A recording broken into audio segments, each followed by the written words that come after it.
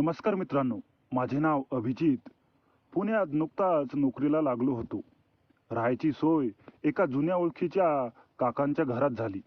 त्यांच्या घरात वरच्या मजल्यावर मला एक खोली मिळाली आणि जेवणाची जबाबदारी खालच्या मजल्यावर राहणाऱ्या वहिनींकडे होती.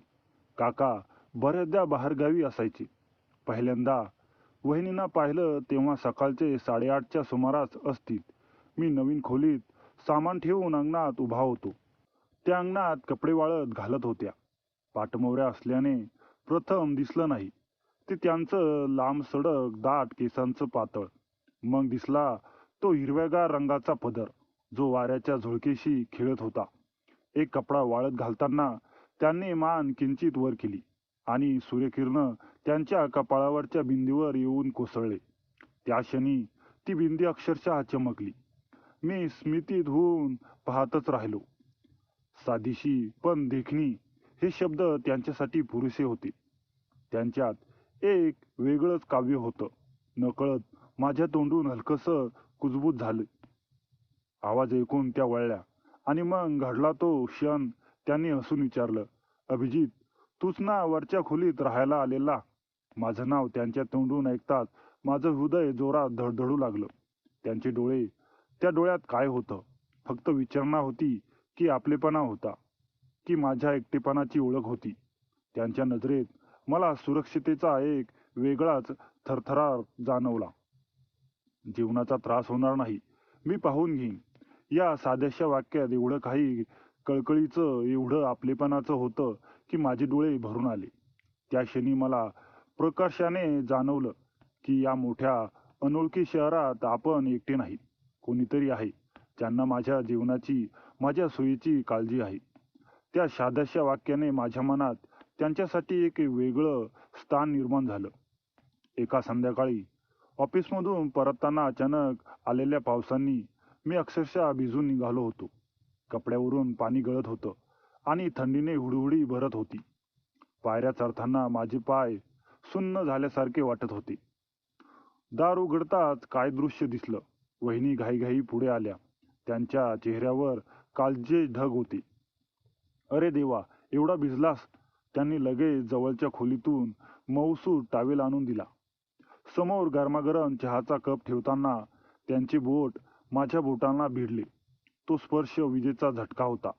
माझ्या आत अजूनही थरथरत होती. थंडीने की त्या स्पर्शाने कळेना. हे पाहून त्यांनी हळूच त्यांचा कोवळा मऊ हात माझ्या थंडगार हातावर ठेवला. "अरे, असं गार झालायस?" त्या काळजीने म्हणाल्या. त्यांच्या हाताची ऊब माझ्या थंडगार हाताला शिरली आणि अंगावर रोमांच उभे राहिले.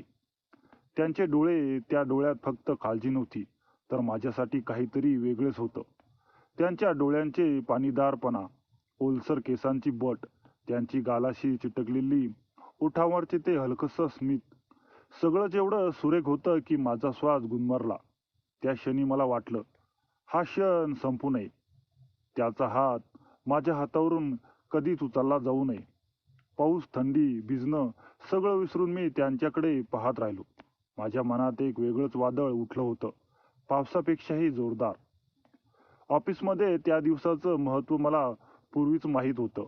आयुष्यातील एक महत्त्वाची संधी, एक मोठं सादरीकरण ज्यावर खूप काही अवलंबून होतं. तयारी करताना माझा आत्मविश्वास मात्र खालावला होता. आरशासमोर उभा राहून मी स्वतःला सादरीकरणाचा सराव करत होतो, पण मनात शंकेचं सैन्य घुसलं होतं. तेवढ्यात वहिनी खोलीत आल्या. त्यांनी माझी अवस्था पाहिली असावी. हळूच मागे येऊन माझ्या आरशातल्या प्रतिबिंबाजवळ उभ्या राहिल्या आणि मग क्षणात त्यांनी माझे खांदे हलकेच दाबले. तो स्पर्श फक्त खांद्यांचा स्पर्श नव्हता, तर माझ्या सगळ्या भीतीला, असुरक्षिततेला उबदार मिठी मारणारा होता. आरशात आमच्या नजरा एकमेकांना भिडल्या. त्यांच्या डोळ्यात काय होतं माहितीये? फक्त विश्वास नव्हता, तर माझ्यासाठी अभिमान होता. माझ्यावरचं प्रेम होतं. "अभिजित, मला माहीत आहे तू उत्तम करशील. माझ्या तुझ्यावर पूर्ण विश्वास आहे." त्यांचा आवाज इतका मृदू पण अस्वस्थ करणारा होता की माझ्या मनातलं सगळं वादळ शांत झालं. त्यांची बोटं माझ्या खांद्यावरून हळूच मानेपर्यंत गेली आणि तिथे हलकेसे फिरले. त्या स्पर्शाने माझ्या अंगात विजेची झुळूक पसरली. त्यांचा सुगंध माझ्याजवळ आला. त्यांचा वास माझ्या केसावर हलकेच पडला. जा आता, त्या हळूच कुजबुजल्या. आणि लक्षात ठेव, मी इथे तुझी वाट पाहते. त्यांनी माझ्या गालाला हलकेच हात लावला. तो स्पर्श त्या काळजीचा होता, प्रेम होतं आणि काहीतरी अपरिभाषित होतं, जे मला सांगत होतं की हे फक्त शेजारचं नातं नाही. त्या क्षणी मला जाणवलं की माझ्या आत्मविश्वासाचा कणा त्यांचे हात, त्यांचे शब्द, त्यांचा स्पर्श यापासून विणला गेला. मी त्या दिवशी केवळ सादरीकरणाचे सज्ज झालो नव्हतो, तर त्यांच्या प्रेमाच्या उबदार बांधायला गेलो होतो. रात्री उशिरा घरी परतलो तेव्हा सगळीकडे शांतता होती. मी स्वतःचा वाढदिवस पूर्णपणे विसरलो होतो. ऑफिसच्या कामात एवढा गुंतून गेलो की दिवसभर कोणी फोन केला नाही, कोणी शुभेच्छा दिल्या नाही याचंही भान नव्हतं. पायऱ्या चढताना डोकं जड होतं, अंग दुखत होतं. माझ्या खोलीचं दार उघडता क्षणभर मला स्वप्नात आलोय की काय असं वाटलं. अंधारात चमचमणाऱ्या मेणबत्त्याचा प्रकाश, त्यात उभा असलेल्या वहिनी, त्यांच्या चेहऱ्यावर जे प्रसन्न होतं, डोळ्यात मी चमक. Happy birthday Abhijit. त्यांचा आवाज किती गोड व्हायला लागला. मी अजून काही बोलायच्या आत त्या पुढे आल्या. केकचा तुकडा त्यांनी त्यांच्या स्वतःच्या हाताने माझ्या तोंडात ठेवला. त्यांची बोटं माझ्या ओठांना हलकीशी लागली. तो स्पर्श, प्रथम तर मी सुन्न झालो, मग अंगभर एक गरम झुळूक पसरली. त्यांच्या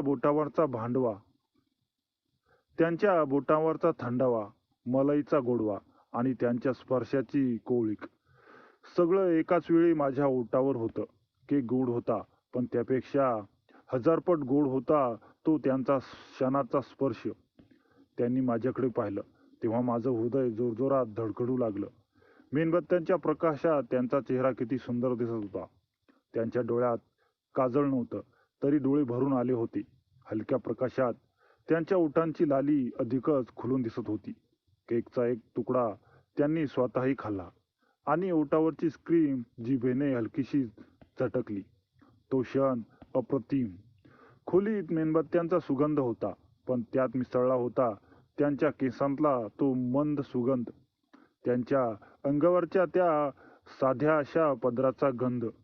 आज खूप दमलास दिसतोय, त्या म्हणाल्या, पण आधी हा केक खा, मगच झोपायचं. त्यांनी केकचा दुसरा तुकडा पुढे केला, पण यावेळी मीच हळूच त्यांच्या हाताला स्पर्श करून केक घेतला. त्यांना जाणवलं का, त्यांच्या डोळ्यात क्षणभर काहीतरी चमकलं आणि त्या हलकसं हसल्या. तो रात्रीचा प्रहार, त्या मेणबत्त्या, तो केक आणि त्यापेक्षा गोड असलेला त्यांचा स्पर्श, सगळं माझ्या मनात कोरलं गेलं.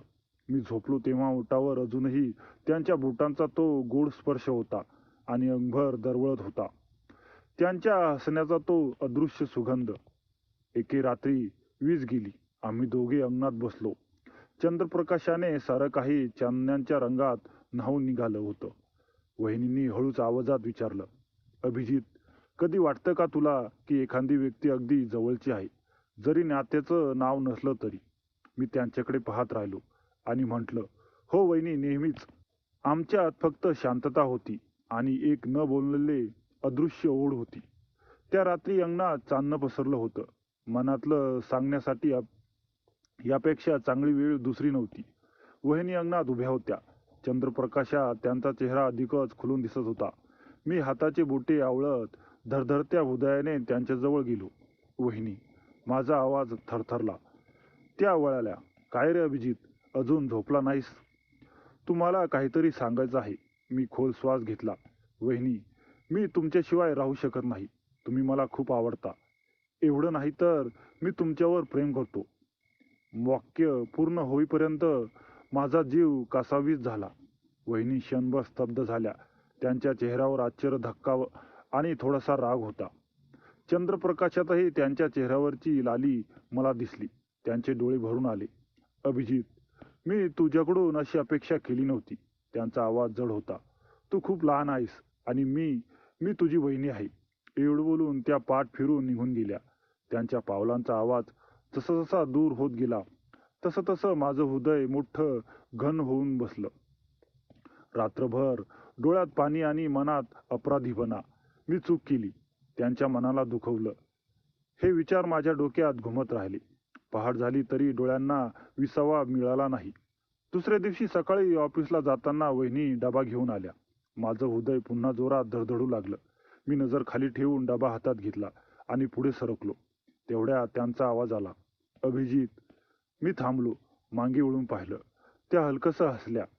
ते हसू काल रात्रीचं सगळं दुःख विसरून जाण्यासाठी पुरेसं होतं.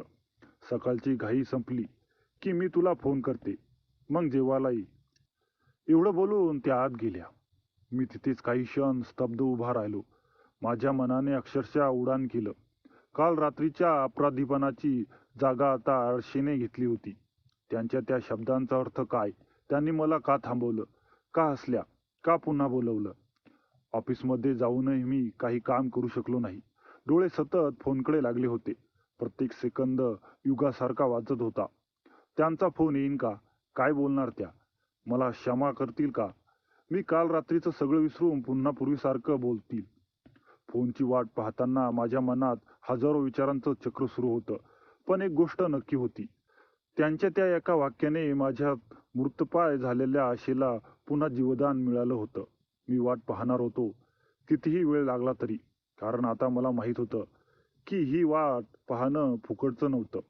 फोन आला तेव्हा माझा जीव भांड्यात पडला होता. "अभिजित, घरी ये." एवढंच बोलल्या होत्या वहिनी. पण त्या 2 शब्दात किती काही होतं. मी ऑफिसमधून सरळ घरी निघालो. वाटेत पाऊस पडायला लागला होता, पण मला काहीच जाणवत नव्हतं. फक्त त्यांच्यापर्यंत पोहोचायचं होतं. घरात शिरलो तेव्हा वहिनी अंगणात उभ्या होत्या. त्यांनी माझ्याकडे पाहिलं. ते पाहणं पहिल्यांदा पाहिलं त्यापेक्षा वेगळं होतं. त्या दिवशी अंगणात कपडे वाळत घालताना ज्या साधेपणानं निरागसेने त्यांनी मला पाहिलं होतं, आजचं पाहणं तसं नव्हतं. आज त्यांच्या डोळ्यात काहीतरी वेगळं होतं. एक विलक्षण चमक, एक आर्द्रता आणि माझ्यासाठी काहीतरी. त्यांचं व्यक्तिमत्व इतकं उत्तुंग होतं की मी हरून गेलो. त्यांच्याकडे पाहत राहिलो. त्यांची साधी साधी पदर केसातली मोगऱ्याची फुलं, ओठांवरचं ते हलकंसं स्मित, सगळंच एवढं सुंदर होतं की मग मी त्या क्षणाचा अनुभव त्यांना देऊ लागलो. माझ्या बोटांची त्या माझ्या बोटांनी त्यांच्या केसातून हळुवारपणे प्रवास केला. त्यांच्या गालावरून, मानेवरून प्रत्येक स्पर्श त्यांना मी तो क्षण जगवू लागलो. "अभिजित." त्या हलक्या आवाजात म्हणाल्या. "असा अनुभव मी यापूर्वी कधीच घेतला नव्हता. हवा आहे मला रोज." त्यांचे शब्द ऐकून माझं हृदय जोरजोरात धडधडू लागलं. पाऊस अजूनही पडत होता. थंड वाऱ्याची झुळूक येत होती. पण आम्ही दोघं मात्र उबदार होतो.